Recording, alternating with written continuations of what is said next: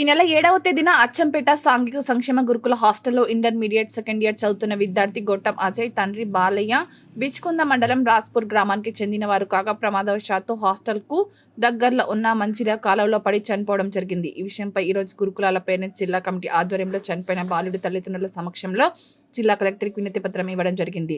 నష్టపోయిన కుటుంబంలో ఒకరికి ఉద్యోగం ఇస్తూ ప్రభుత్వం తరపున 50 లక్షల ఎక్స్గ్రేషియా ఇచ్చి నిరుపేద కుటుంబాన్ని ఆదుకోవాలని కలెక్టర్ని కోరారు.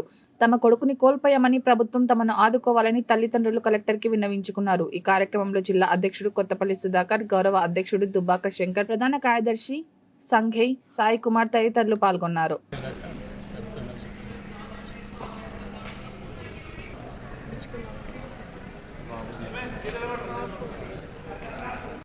పోయిన 7వ తారీఖు